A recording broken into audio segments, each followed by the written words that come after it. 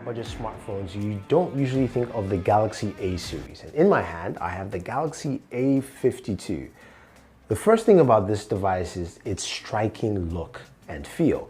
Now, I've got to say Samsung has done a really good job over the last year improving the A line to make it look something more premium. Now, this device in my hand here is priced at $500. It doesn't look like a $500 phone. It actually looks more premium than you'd expect.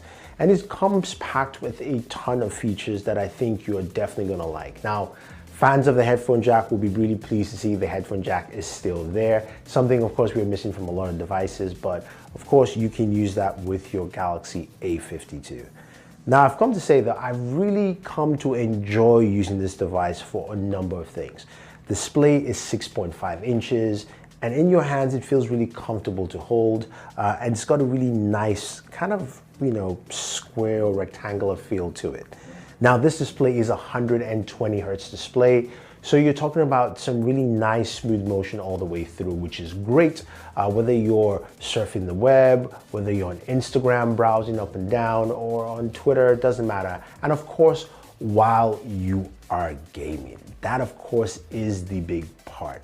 So speaking of gaming, this device rocks a Snapdragon 750G. Now, it's a 5G processor.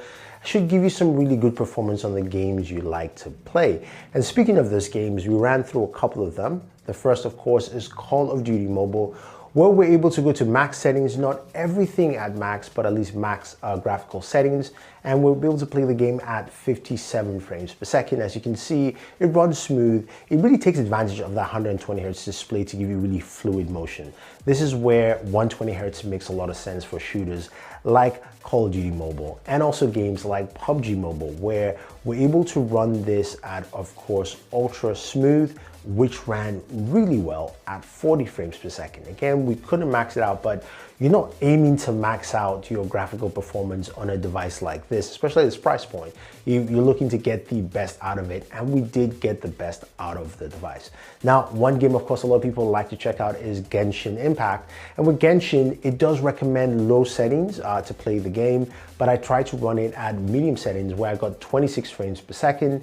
It's best recommended to run it at low, where you get at least closer to 30 frames per second for this. That's just the standard for Genshin here, and I think it's fine. I think the gaming performance you're going to get from this is really good for its price point. And I look at this device as more of a holistic package for a lot of people. This is a device that you're going to get the balance of, say, gaming performance, which you just looked at, and also things from the camera. We have a 64 megapixel main camera sensor. We also have a 12 megapixel ultra wide, which is great.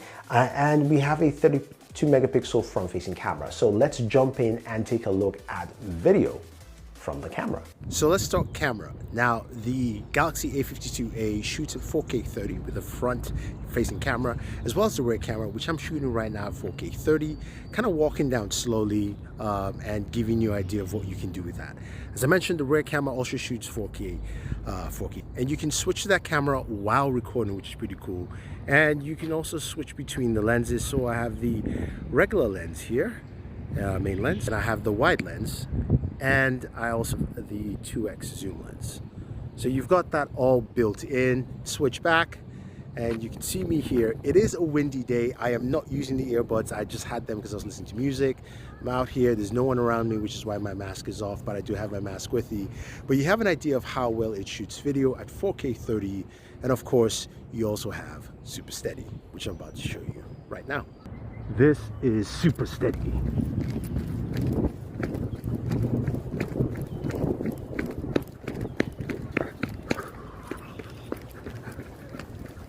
So looking at the images from the camera, you can see that this camera does a good job, not a great job, but a good job at capturing at different points in time.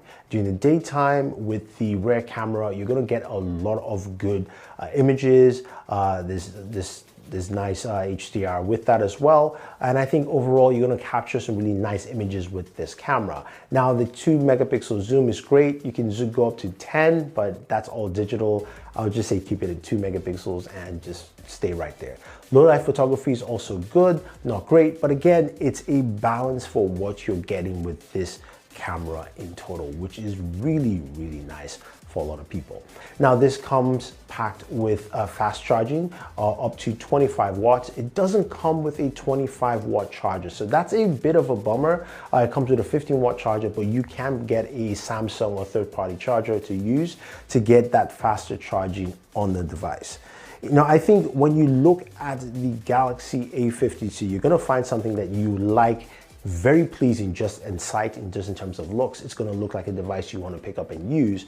And I think functionality, it's going to impress a lot of people. If you don't want to spend a lot of money going up to a Galaxy S21, which is priced at $799, or go all the way to the Ultra, which is about $1,000 or more, this at $500 is well priced and well balanced, which begs the question, how will the Galaxy S21 FE fit into this ecosystem that Samsung is creating? Is it going to be well priced in between the A52 and the S21? We have to wait and see. If you want to see more about other Galaxy devices like the Galaxy S20 FE or the Galaxy S21, check out the videos here on the channel. Otherwise, guys, I'll see you in the next one. Bye.